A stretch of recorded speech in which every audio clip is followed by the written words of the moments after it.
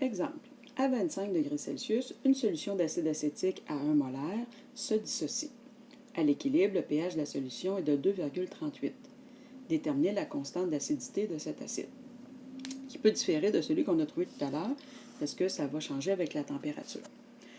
Bon, ici, quand on parle de la concentration de la solution, on comprend que c'est la concentration initiale de notre acide. Bon, l'acide acétique, c'est du CH3COOH. C'est la concentration initiale qui est à 1 mol par litre. On n'a pas le pourcentage de dissociation, mais on a le pH.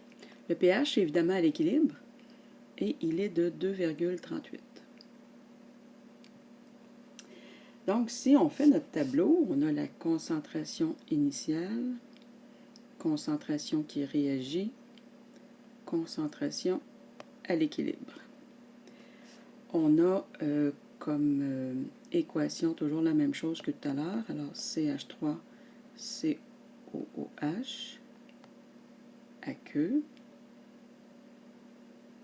double flèche, H+, aqueux, et le CH3COO-. Toujours aqueux. Bon, on a beau avoir la concentration initiale, 1, 0 et 0 pour les produits, on n'a pas autre chose, mais on va s'aider du pH. Pour trouver quoi? Bien, pour trouver la concentration d'ion H+, ou si vous préférez, d'ion H3O+.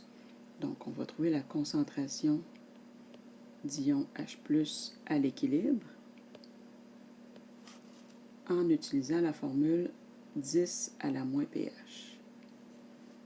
Donc, 10 à la moins 2,38. Et là, il va falloir garder des chiffres sur notre calculatrice parce que ça n'arrivera pas juste. Ça va nous donner 0,004, etc. Donc, ça, c'est à l'équilibre. C'est la concentration qu'on a pour un des produits, c'est-à-dire le H+.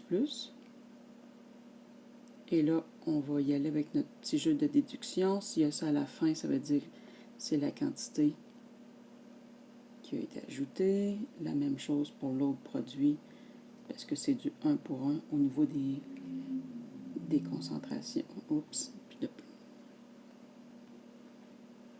Au niveau des concentrations.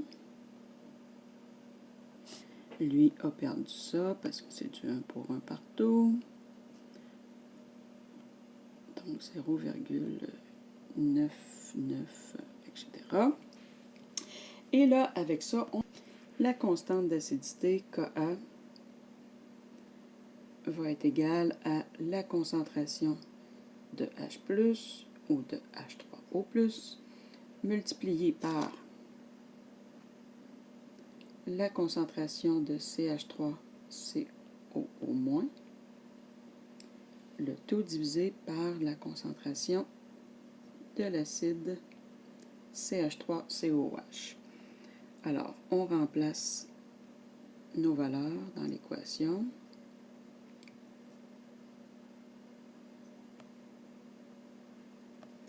Et on donne notre réponse arrondie à la fin.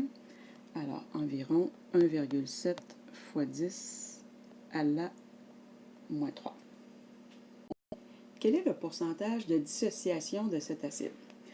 On se souvient que le pourcentage de dissociation, c'est donné par le rapport entre la concentration d'ion H+, ou H3O+, à la fin, sur la concentration initiale de notre acide,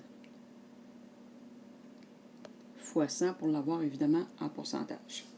Donc, pour trouver ça, ça prend notre concentration à l'équilibre d'ion H+, qu'on a calculé, qui était 0,004, etc. Ça prend notre concentration d'acide, qu'on avait initialement. Alors ça, c'était 1 mol par litre. Donc, on est capable de calculer notre pourcentage d'ionisation. Alors, on met pourcentage d'ionisation est égal à 0,004 sur 1 fois 100. Ça ne devrait pas être trop complexe comme calcul. Ce qui va faire que notre pourcentage d'ionisation va être environ là, de 0,42 %. On ne garde pas plus que deux chiffres significatifs pour parler du pourcentage.